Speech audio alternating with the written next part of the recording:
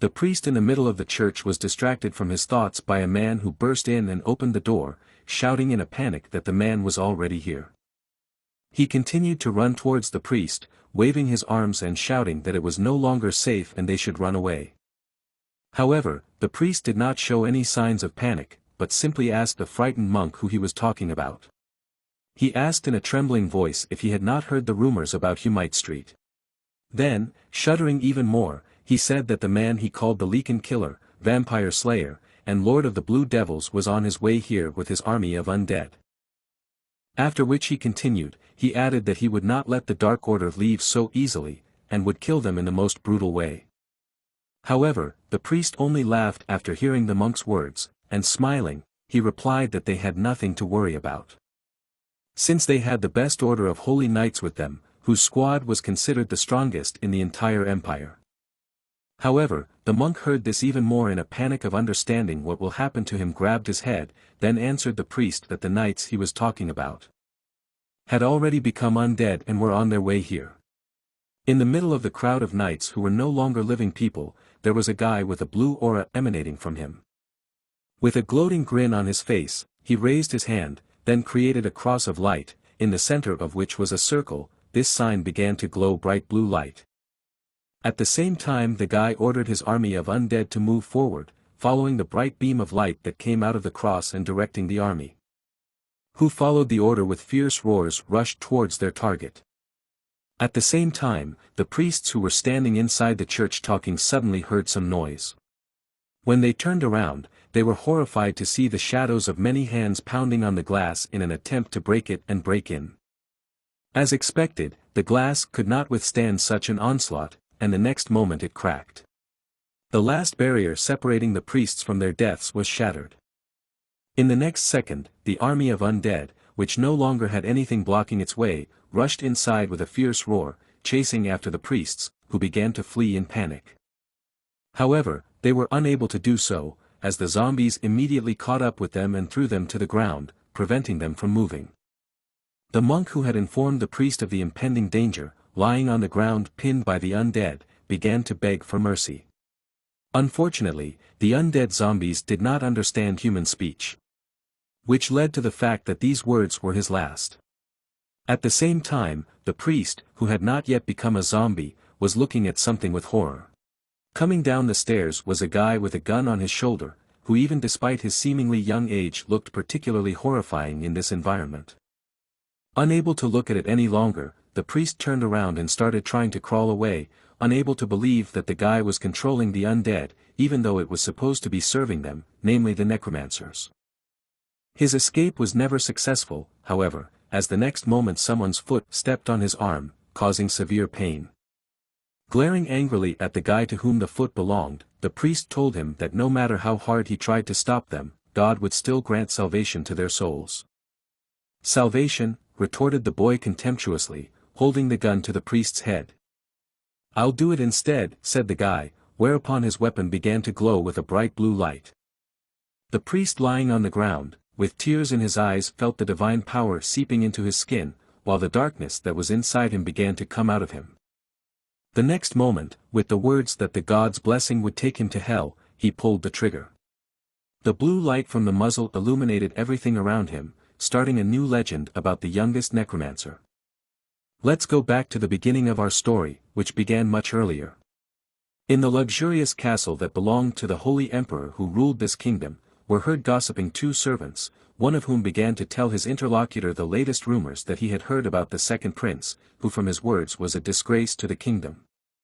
To them he was the bottom of humanity without moral principles, and they could not believe how such a man could be born in a kingdom ruled by a holy emperor.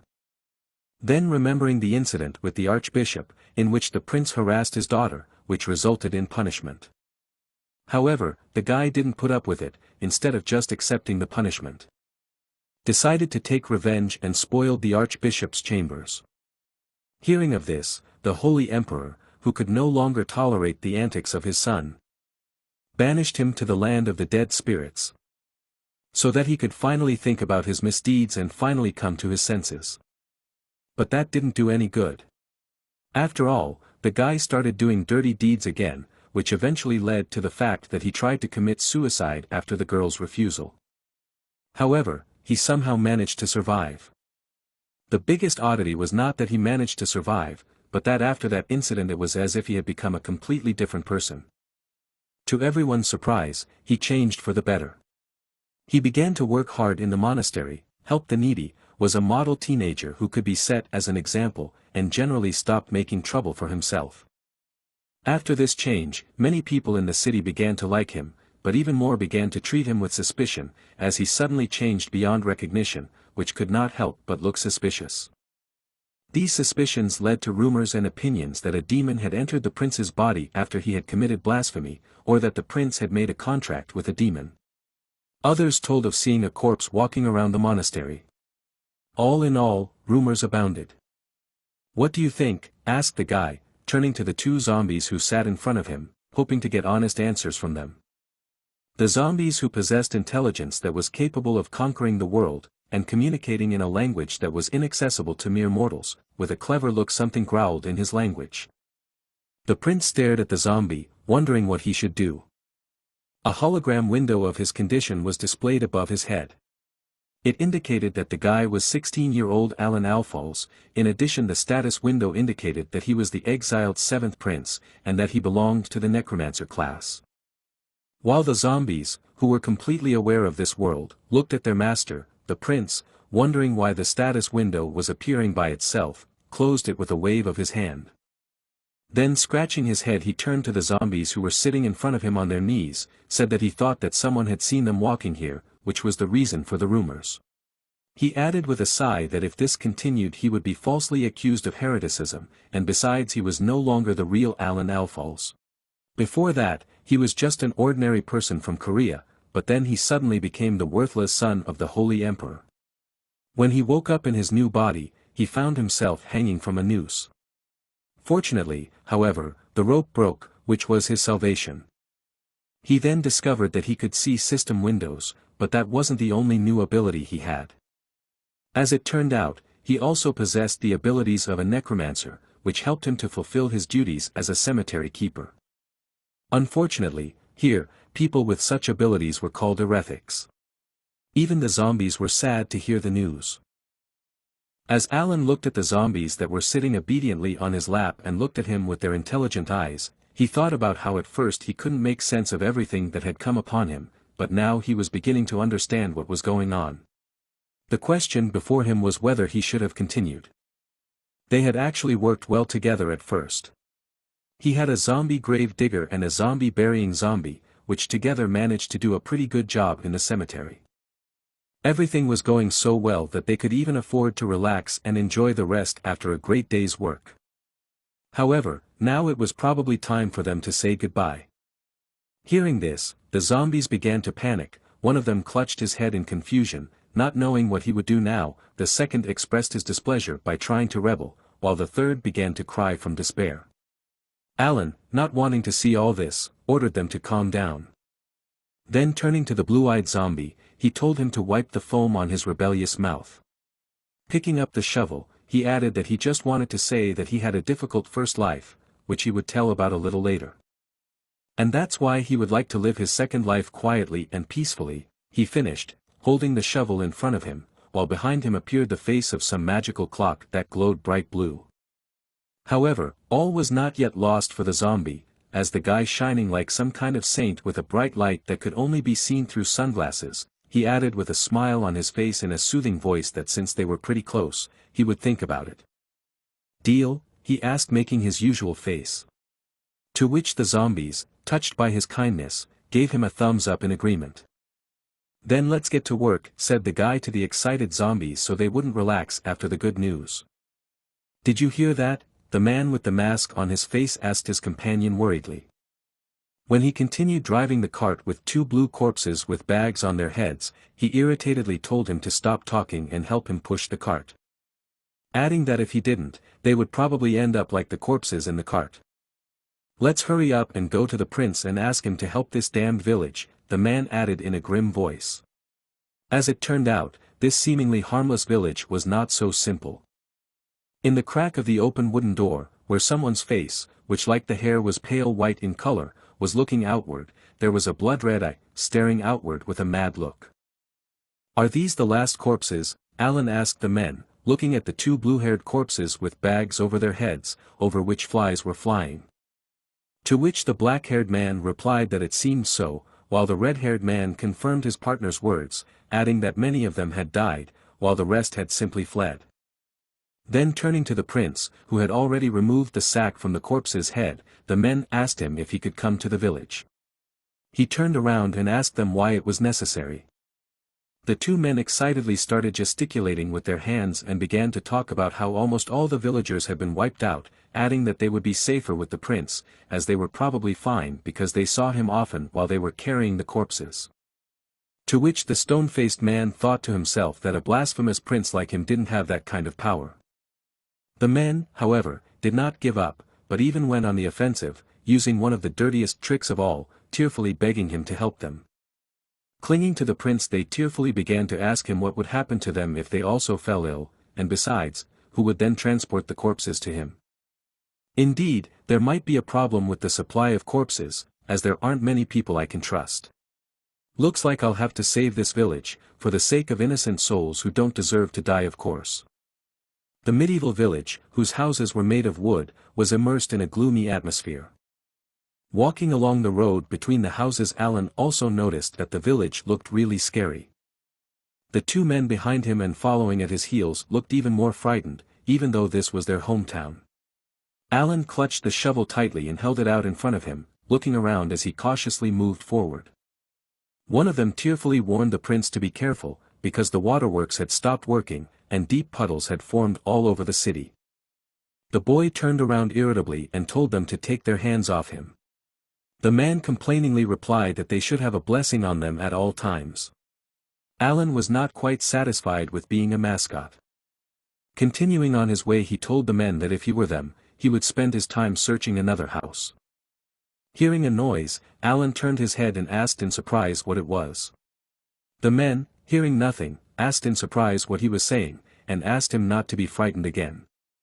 But the man, despite the warnings of his companions, believing in his hearing, went into the alley with a shovel in his hand, saying that he would check what was there. Leaving the men behind, and walking down the alley, Alan noted with annoyance that he had a bad feeling. His instincts told him that something was here, and that something felt like a slight presence, like the aura of an assassin. A sudden sound behind him made him turn around sharply. However, as it turned out, it was a simple mouse that had crawled out of its burrow and was quietly squeaking. Alan looked at it and thought happily to himself that it was an ordinary rat. However, when the next moment its eyes turned red and veins swelled on its face, he realized that it was far from that. The zombie rat wasn't just one, it was an army of them.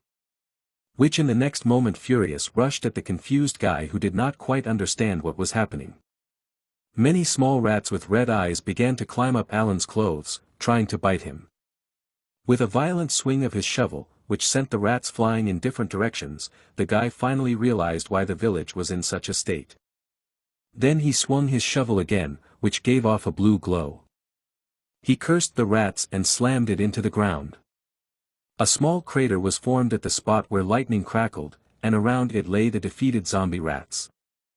The rag that had flown away from the impact, which had been his mask earlier, landed on Alan's face.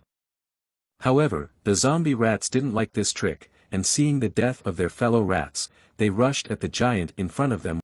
Alan, realizing what a mistake he had made by killing those rats, and realizing how it could end for him, panicked and shouted at the zombie rats that he didn't mean to do it, and it wasn't on purpose. However, there was no stopping them. Having thrown the guy on the ground, they began to climb on him trying to bite him. The drama of the situation was added by the fact that the shovel, which had been given to him by Lloyd himself, as well as the weapon to which he was ready to entrust his life, flew off and sank into a puddle. The next moment, however, it began to emit a bright blue glow. While the prince was yelling at the rats trying to get in touch with them and negotiate, the water in the puddle turned from dark and dirty to crystal clear and began to sparkle with sunlight, even though it was cloudy and the sun was not visible. At the next moment, under the perplexed gaze of Alan, who did not understand what was happening, a stream of crystal clear water rose from the puddle, which grabbed the zombie rats and lifted them into the air, after which a notification window appeared in front of him, stating that the swamp death skill had been applied. Being doused with his own water that cleansed the mice and rained down on the ground, Alan, who didn't really understand what had happened, was confused and wondered what swamp was being talked about. At the same time his faithful companions, who at last dared to look into the alley, saw the prince sitting on the ground, and wondered why there were so many rats around. When they came closer, however, they were surprised to find that the muddy water in the puddle had turned into holy water. This miracle delighted the men, after which they began to ask Alan questions about how he had managed to do it and to cleanse the rats, noting that they were probably the source of the disease. He wanted to know how he had done it, however.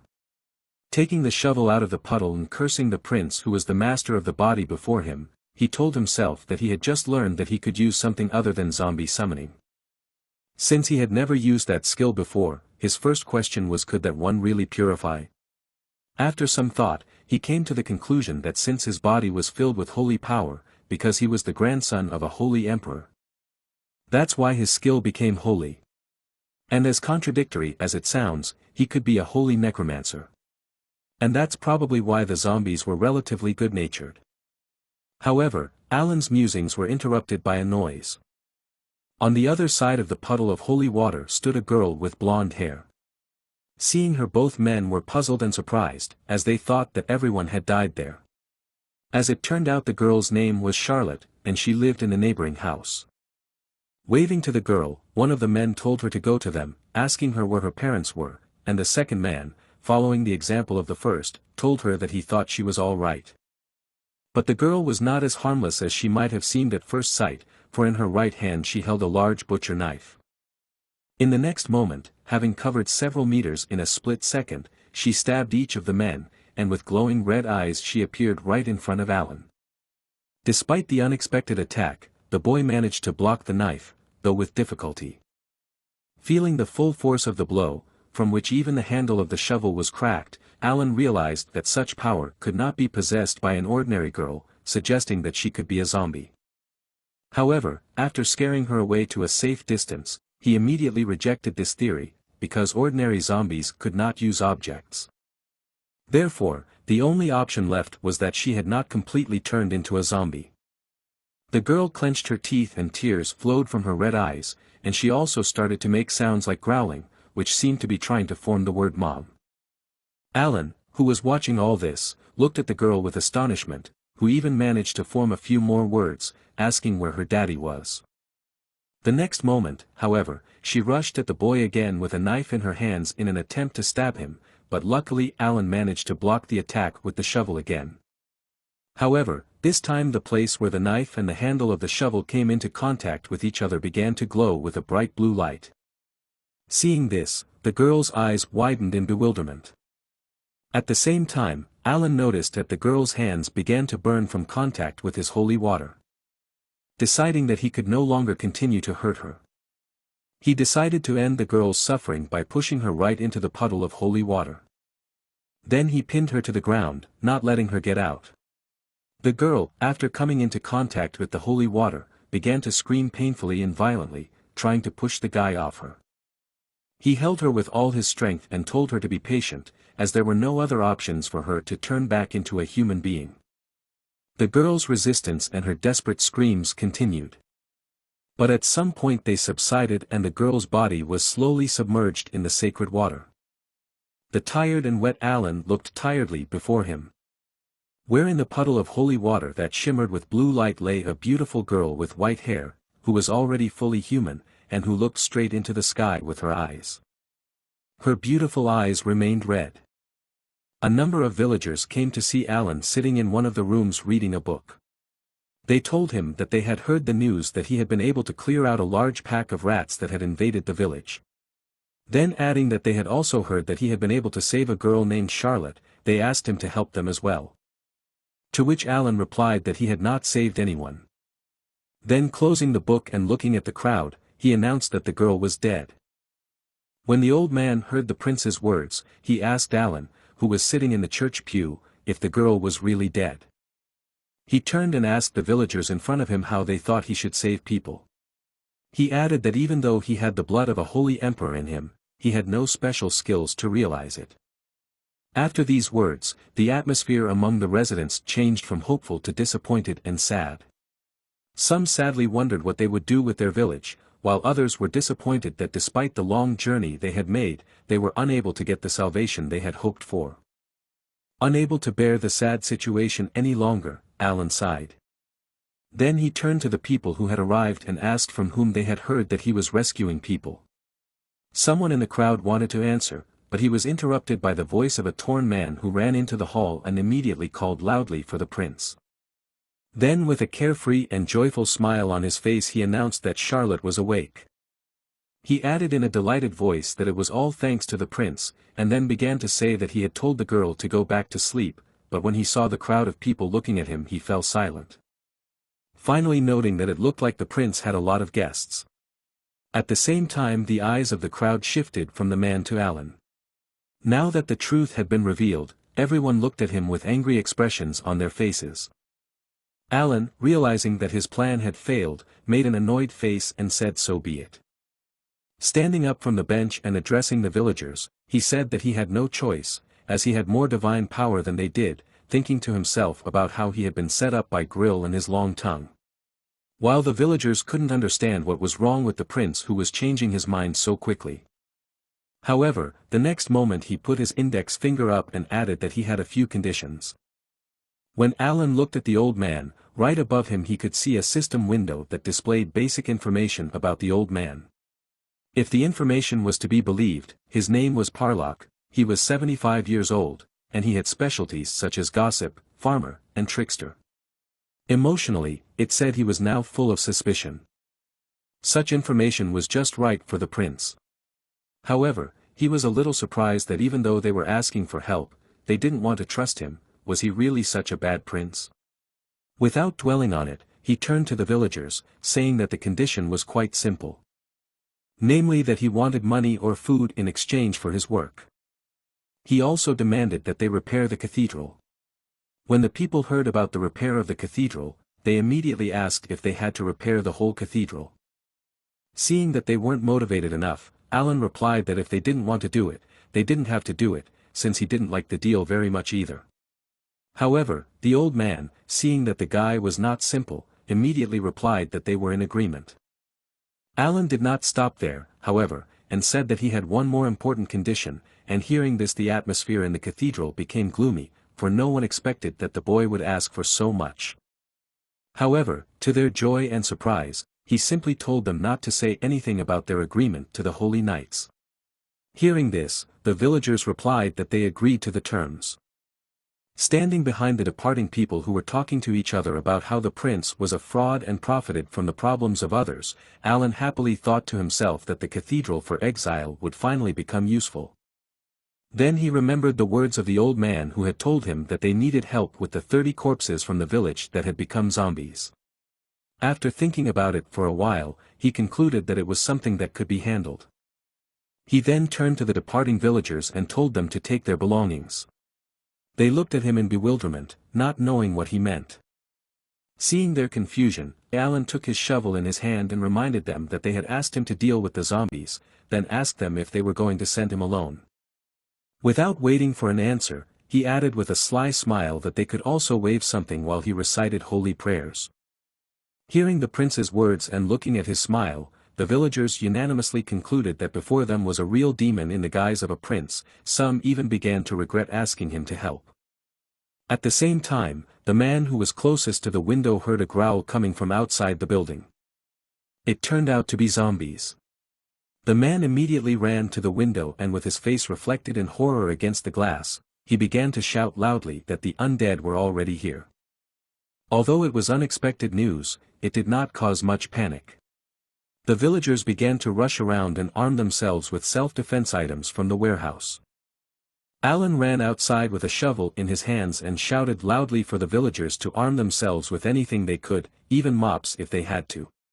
But when he looked at what awaited him, he froze for a second. To his bewilderment, there were not 30 zombies as the old man had said, but an army of more than 100 zombies. And this army was now heading towards them with fierce roars. Angry at the old man, Alan turned to him and asked what was going on, to which he replied that it was his mistake, as he hadn't been able to count accurately when he ran away. These words made the boy angry, but there was no time for that now. They had a more serious task ahead of them.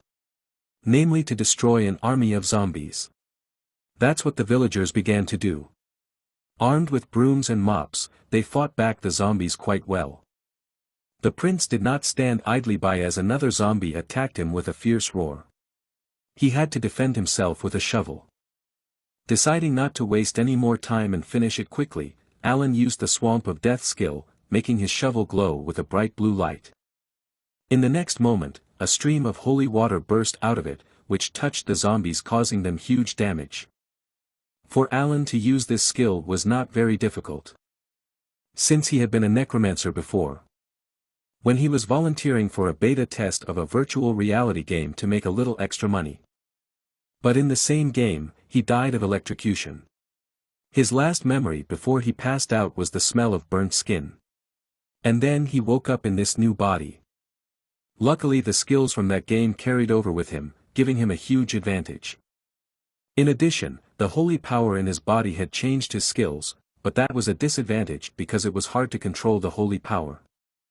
This caused it to come out of him every time he used a skill. Wondering how to fix it, Alan was brought back to reality by someone's voice. Turning around, he saw a man sitting on the ground with a mop in his hands and desperately screaming that he couldn't take it anymore. With tears in his eyes, he said he realized they were all zombies. Turning his gaze to the woman in the pallbearer who was looking in his direction with red eyes, he added that his wife was there too. Her hand gently reached for his face, as if unwilling to part, while he wondered how he could have killed her. A single tear ran down his face. However, this was all just his fantasy, but in reality, the zombie woman lunged at him with a fierce growl. In time, however, Alan was able to disarm her before she could kill the man. "Darling," shouted the man excitedly as he saw his zombie wife fly away and fall to the ground from the prince's blow. Alan coldly told the man to stop crying and accept the fact that she was already dead. The man, shaking with anger, asked the guy what he knew. Alan pointed to his wife, who had become a zombie and no longer showed any sign of reason, and ordered the man to look at her carefully again. Then he added that her body was rotting and her soul had lost its way. Then, in a serious voice, he told the man that if he wanted his wife to stay like this and suffer, he could run away, but if he had any compassion for her, he should put aside his selfishness and start killing. While Alan was instructing the man on the right path, 3 zombies approached him and opened their mouths to rush at him with fury. Caught by surprise, the guy tried to dodge. However, something appeared in the air and caught his eye. It was someone's silhouette, which was illuminated by the sun and was approaching them at a great speed. In the next moment, the silhouette landed at a great speed and hit the ground where the zombies were, leaving no trace of them. As it turned out, it was Charlotte, who turned to Alan and asked, "Prince, are you all right?" Autumn and winter was the period of the plague, during which the whole village was plunged into darkness. Even so, Charlotte believed that it was to keep them healthy for the next year. She believed in her mother's words. However, when she returned home one day, she called out to her parents in a panic. Upon opening the door of the house, she panicked to report that there were a lot of rats outside and they were all red. However, she was never able to finish as the scene that was in front of her made her freeze on the spot with her eyes wide open. In the middle of the room on the ground sat her father, who for some reason had red eyes and dead blue skin, while in his arms lay her mother, whose neck and collar were covered in blood. At the next moment her mother, with tears in her eyes, in a weak voice turned to her and told her to run away. But she did not realize what was going on and froze at the door, trembling with fear and unable to move.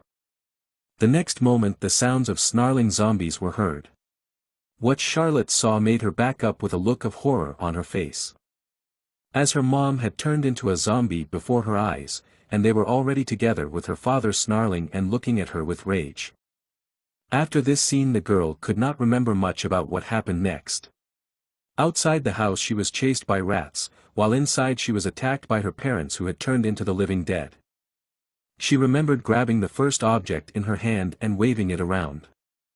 After that, all that could be heard was the snarling of zombies and the splattering of blood that streaked the walls. Sitting with her back leaning against the window behind which the zombies were roaming, with one red eye and also covered in blood marks, Charlotte pondered the fact that the people in the village had suddenly become strange. However, the zombie rats that had been trying to eat her had suddenly started ignoring her, which made her think that maybe she was turning into one of them. She didn't care now, though, because sitting alone in the middle of the room, having lost everything, she realized that no one would help her. Though perhaps if someone, even just one person, could save her. A single tear streamed down her face from her eye, which had also turned red. The next moment, however, her memories were transported to events that seemed so realistic to her, even though she found them hard to believe.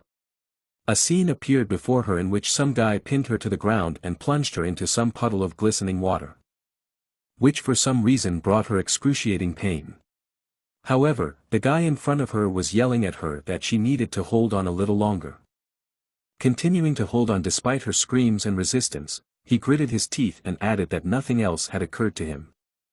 The next moment her body, which had been burned by the strange water, stopped hurting and she was relieved. The next moment she woke up, opening her red eyes and staring at the ceiling with incomprehension. Breathing heavily and with her eyes wide open, she lay on her back and tried to come to her senses after such a strange dream.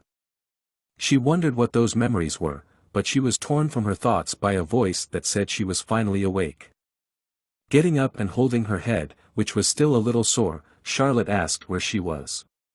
The woman replied that she had been given a task to take care of her, and then added in a quiet voice that she should keep quiet because there were many zombies outside.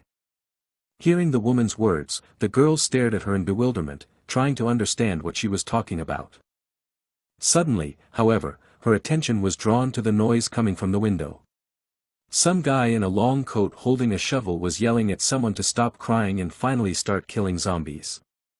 Hearing this voice, which sounded very familiar to her, the girl froze in place as if she had seen the light she had been waiting for. The next moment she jumped off the bed and opened the window. She climbed onto the window sill, ignoring the screams of the woman who asked her what she was doing. Then with force she pushed off the window, which cracked under the girl's strength.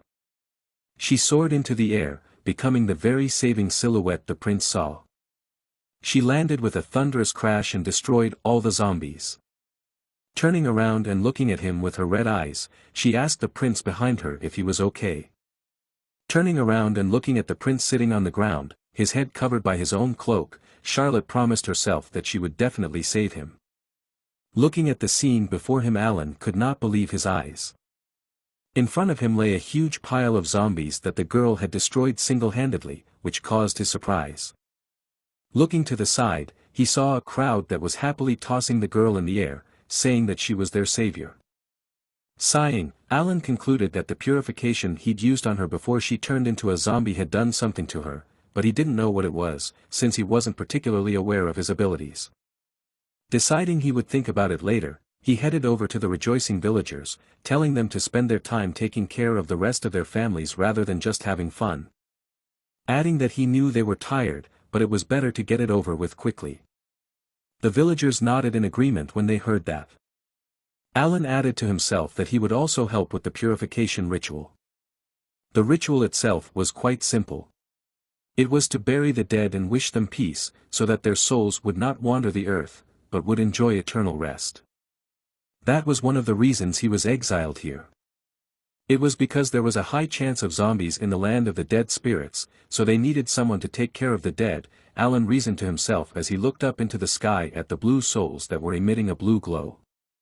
However, even if this was the case, it still seemed unusual to him, since he had never seen a record of so many villages being in danger at the same time before.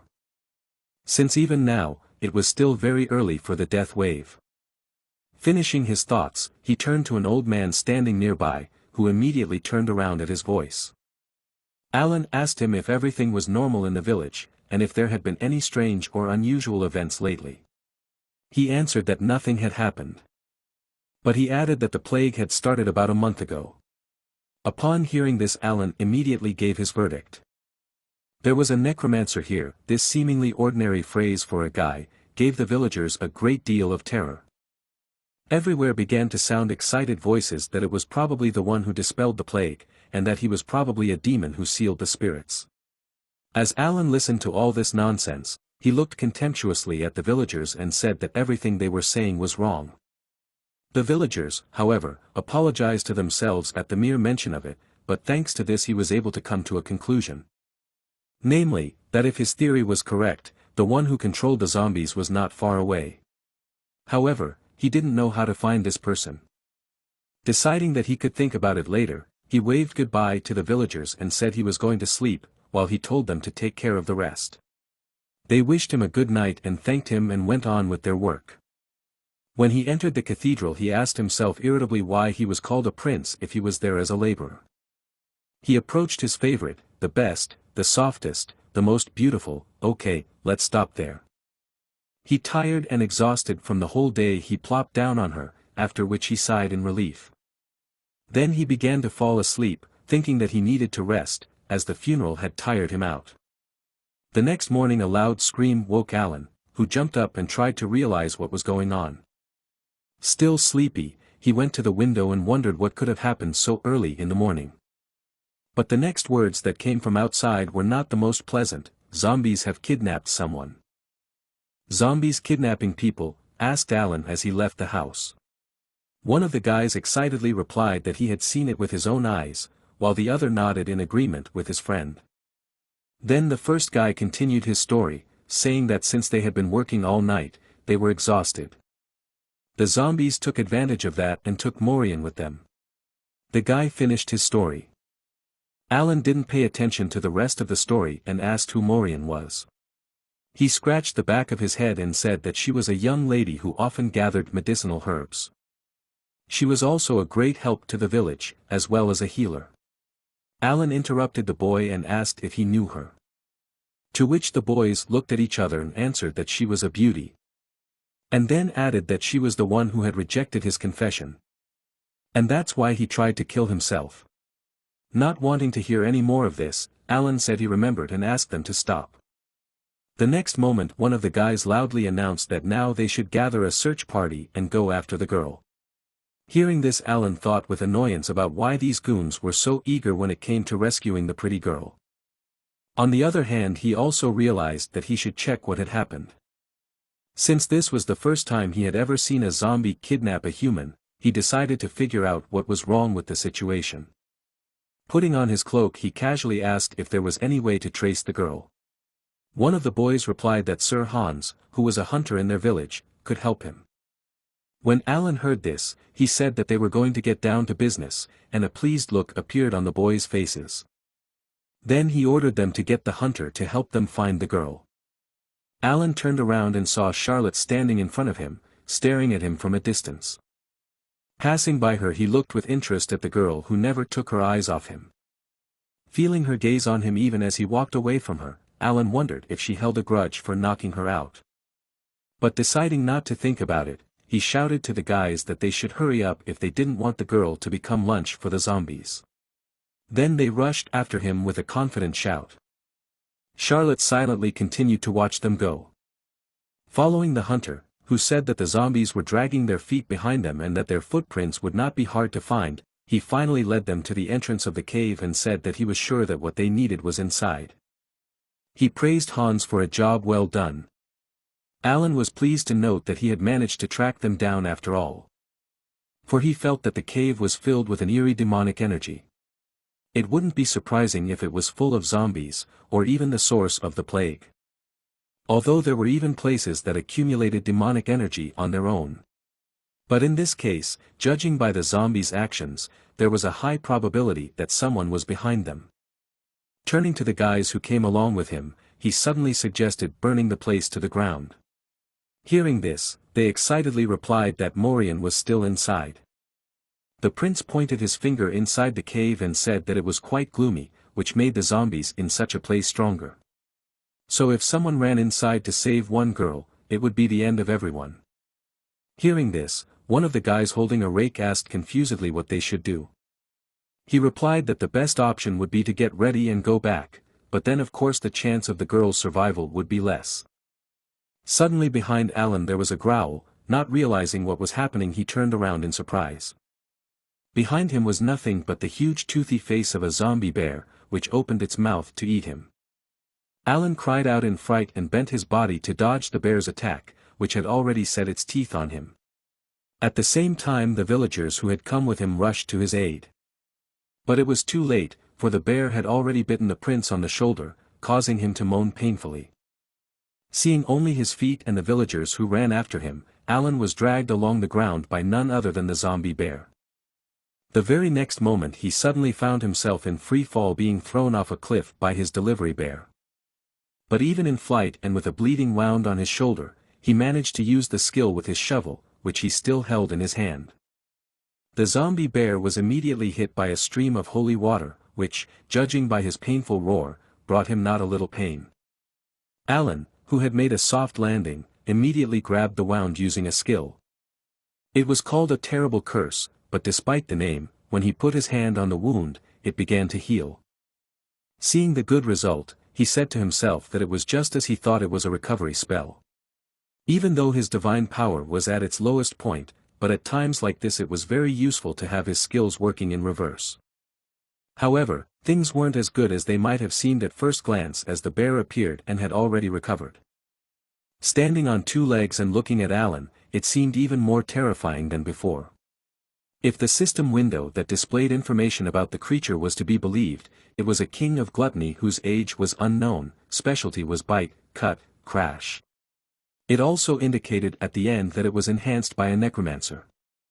After reading the last line, Alan was surprised by the information, but it explained the fact that he was standing on his feet after the holy water. Besides, it would be much harder to fight him if someone was controlling him. But all this was not as important as the problem he had in front of him, namely how to defeat the bear by brute force. The bear waited for the boy to think of something and with a fierce roar rushed at Alan, who put his shovel in front of him and tried to take the blow, but at the last moment he dodged, so that the bear's teeth grabbed only air. The bear became even more angry and lunged at the boy again, intending to strike him with his clawed paw. But he was not allowed to do so. Charlotte landed on top of him like a ray of light and plunged her knife into his red eye. It took him by surprise, and he froze in place for a second, only growling painfully. But as it turned out, he wasn't planning to die yet. And with a very loud roar he rose up on two paws. Sitting on the ground, Alan saw Charlotte and wondered why she had followed him. But he realized that he would have to think about it later, because now he had more pressing problems to solve. A huge bear that was even more ferocious than before, and which even Charlotte, despite her strength, could not hold back. The next moment she was thrown to the floor, hitting the ground with force. In the next second the bear struck her where she had been, but luckily she rolled to the side and dodged it.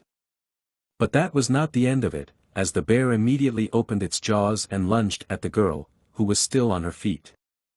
Having no other choice, she stuck her knife right into the bear's mouth. The bear's mouth was bleeding and it began to growl, but despite the pain, it continued to press Charlotte. But the next moment a blow came from the bear's face, knocking it right into the cave wall. At the same time Alan said that she had helped him a lot, buying him time to use the skill. The girl looked at the outstretched hand and replied that she should have thanked him too. However, in place of a regular hand in front of her was a blue hand of a zombie. The girl was stunned by what she saw, and a million questions began to pop into her head. What? Isn't that Mr. Allen? Don't tell me he's turned into a zombie. It can't be, it's been too short a time. He was bitten by a zombie. What's going on? Why is his arm blue? What kind of zombie arm? This is how you fight, said Alan, whereupon zombies started to come out of the ground. Charlotte had already come to her senses and was staring at the sight in surprise and confusion. He grinned insidiously.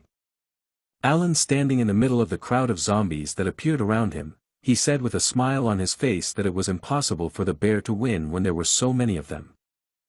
Alan's army of zombies immediately attacked the bear, biting it from all sides and preventing it from moving freely. The bear roared in pain, trying to throw off the pesky dead things that were tearing off pieces of flesh with their teeth. But even though Charlotte had gouged out his eye, the zombie bear was not going to give up and roared with a frothy roar. In the next few moments, he was able to throw several zombies off of him and throw them into the wall of the cave. As it turned out, this was not enough, as new zombies took the place of those zombies, and more dead arms began to appear from the ground, which fed to hold the bear. The bear stood up on its hind legs once more, roaring furiously with powerlessness as more and more zombie hands emerged from the ground. Alan watched the fight and realized that the bear had really nailed a lot of people, and that was the only reason he was able to summon such a large crowd of zombies. Charlotte looked at the fight confusedly and didn't know what was going on.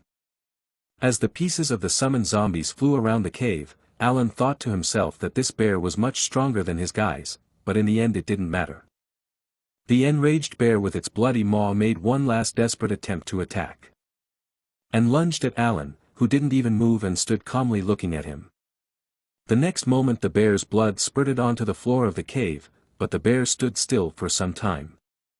But finally he began to fall, his tongue hanging out of his bloody mouth, a knife sticking out of his head, which Charlotte had stuck there, finishing the bear's torment.